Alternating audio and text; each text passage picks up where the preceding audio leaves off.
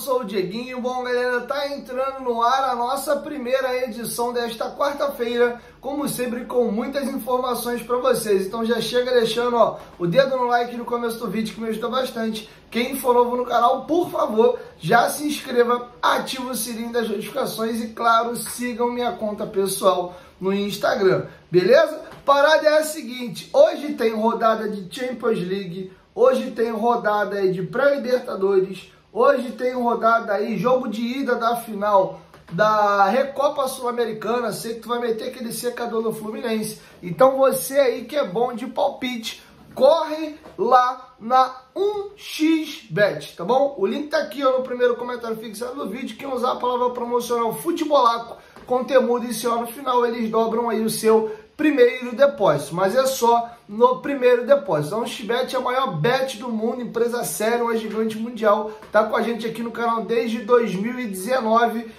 e vocês podem ganhar bônus até de R$ 1.520 no primeiro depósito. Além de apostar com segurança e tranquilidade na maior do mundo, com as melhores odds do mercado, vocês ajudam demais aqui o meu trabalho. Quem gosta do Dieguinho, é um fã do canal Futebolaço, me dá essa moral se inscrevendo aqui no site da 1xBet, no link do primeiro comentário fixado. Dieguinho, não vou apostar agora. Não tem problema, faça o seu cadastro, porque aí quando você quiser apostar, você já tem o teu cadastro feito na 1xBet, beleza? Além disso, vocês vão me ajudar demais, beleza? Posso contar com vocês? Agora que vocês já foram lá na 1xBet, vamos às informações. Primeiro, vamos dar uma pincelada nos jogos que encerraram a nona rodada do Campeonato Carioca ontem. Agora, restam só 2 jogos para se encerrar a Taça Guanabara, definir quem vai ser o campeão e quem vai avançar para as finais do Carioca e quem vai jogar o torneio consolação ali, que é a Taça Rio, do 5º ao 8º, e também quem vai ser rebaixado. O Audax está com um pé e meio já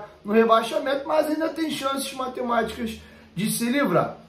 Beleza? Vamos aqui aos jogos que encerraram a rodada ontem. O Sampaio Corrêa venceu o Bangu por 2-0 e o Flamengo meteu 4-0 no Boa Vista no Maracanã. Esse resultado contra o Boa Vista não foi mau negócio para a gente, porque o Boa Vista era uma equipe que ainda flertava ali com a possibilidade de avançar às semifinais, e o Boa Vista estacionou com 12 pontos. No máximo ele chega a 18 pontos aí, vencendo os 2 próximos jogos. Tem chances matemáticas ainda, mas chances menores, tá bom? Vamos aqui à classificação. O Flamengo é o líder com 21 pontos, saldo de gols 17.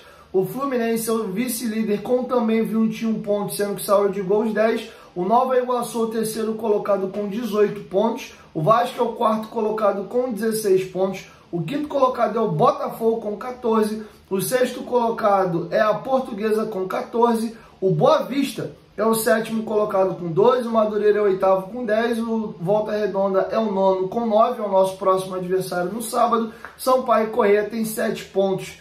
É o 10º colocado. O Bangu é o 11º com 5. E o Audax, 0 pontos, é o lanterna. O Audax, se vencer os 2 próximos jogos, chega a 6 e teria que torcer para o Bangu perder os 2 jogos ou fazer um pontinho, chegar a 6 e decidir no saldo de gols. Hoje o saldo do Bangu é menos 11 e do Audax é menos 13, tá? Então o Audax pode selar o rebaixamento dele já na próxima rodada. 9 jogos, 9 derrotas, tá bom? Agora um detalhe curioso: o Vasco, em primeiro lugar, tem que garantir a sua classificação e passa muito pela rodada desse final de semana no jogo contra o Volta Redonda, mas a gente tem que ficar de olho para tentar pegar pelo menos a 2ª colocação, e existe essa possibilidade, tá? Eu vou explicar para vocês. Mesmo o Fluminense e o Flamengo tendo aberto 5 pontos já do Vasco e tendo só 6 pontos em disputa, é possível imaginar o Vasco aí tomando a vaga principalmente do Fluminense. Eu explico por quê. Teria que passar o Nova Iguaçu também, e o Nova Iguaçu vai ter 2 jogos agora encrespados. Vou explicar o porquê.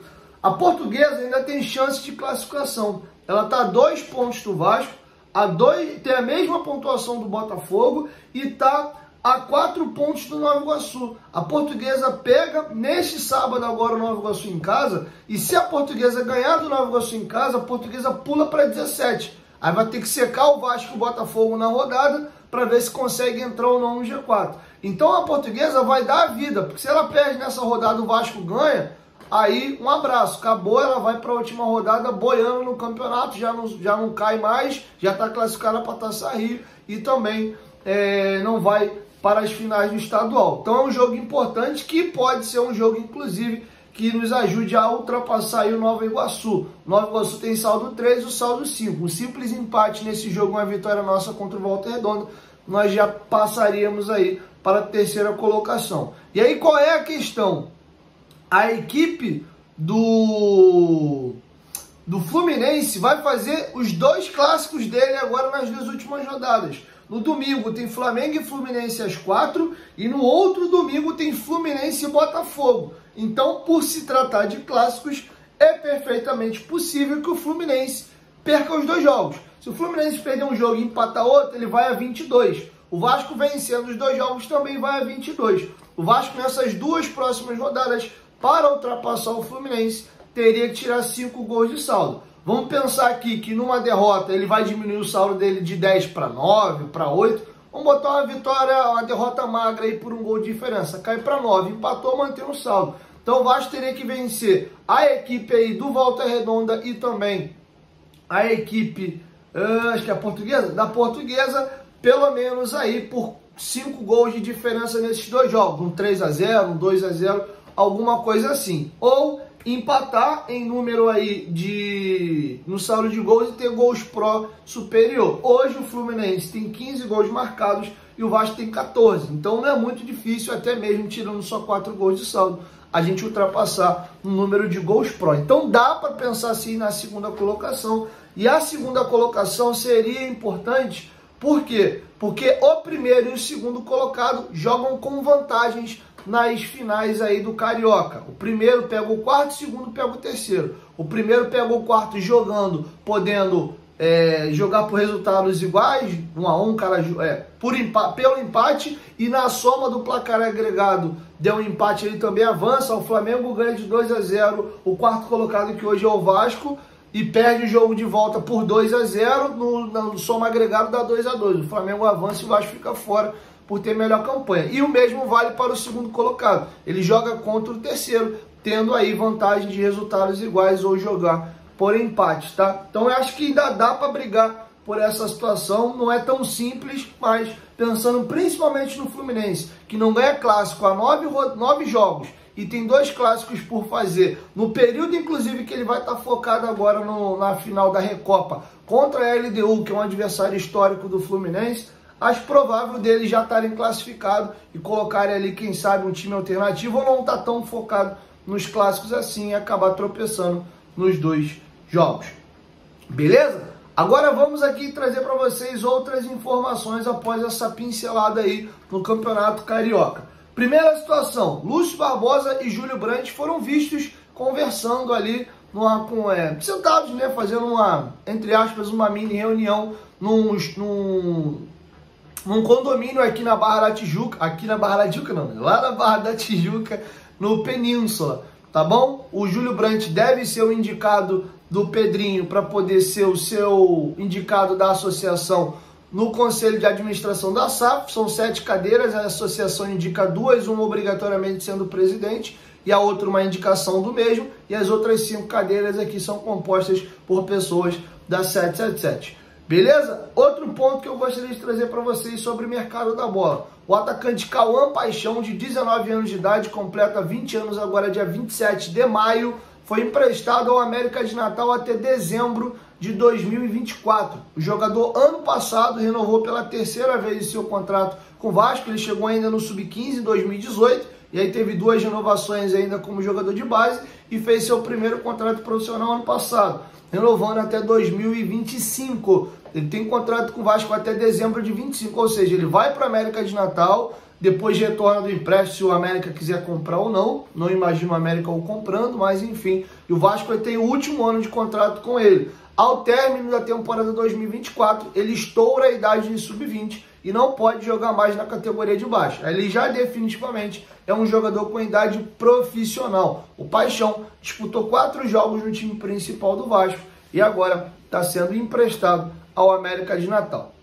Carlos de Pena, jornalista fera, referência aí na Argentina, o César Luiz Melo informou que além do Vasco, Outro clube que está forte aí na briga para contratar o meia uruguaio é o Corinthians, tá? O Corinthians já abriu contatos também aí com o Carlos de Pena. Vamos ver para onde o jogador vai ir, tá bom? Lembrando que o Vasco também está mapeando outras situações aí no mercado. Fato é que o jogador está decidido a deixar o Internacional de Porto Alegre, que, se a proposta agradar, ele só tem contrato com o Inter até dezembro de 2024 e já tem, com a chegada do Borré, que falta o anúncio oficial, 9 estrangeiros no elenco, e hoje a CBF permite 7 jogadores relacionados só por partida. O Vasco, que já tem 7 jogadores estrangeiros no elenco, se contratar o Depena pula para 8. Tá? Mas há um movimento dos clubes nesse momento também para que a CBF amplie a quantidade de jogadores estrangeiros relacionados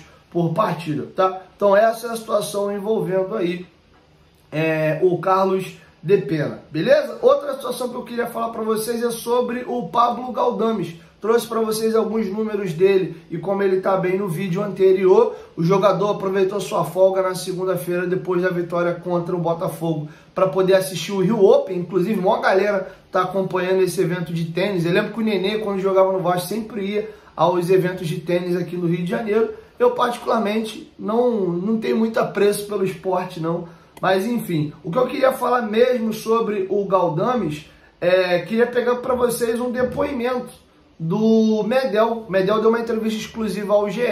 Eu vou pegar aqui um trecho que ele fala do Galdames, tá? Lembrando que o Galdames é um jogador que já era do grupo 777 por ser atleta do Genoa, e o GE apurou que ele foi oferecido ao Vasco já no ano passado.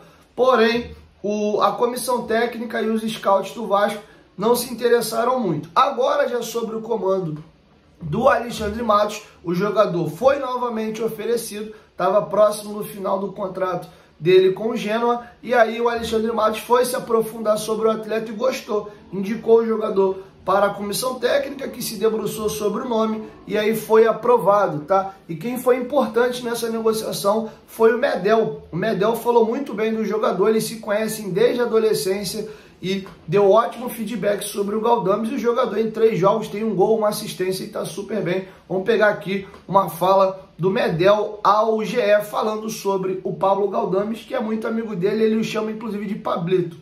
Pablito é um jogador que conheço desde que ele tem 13 anos, porque ele jogava com meus irmãos mais novos. Era o nosso sparring.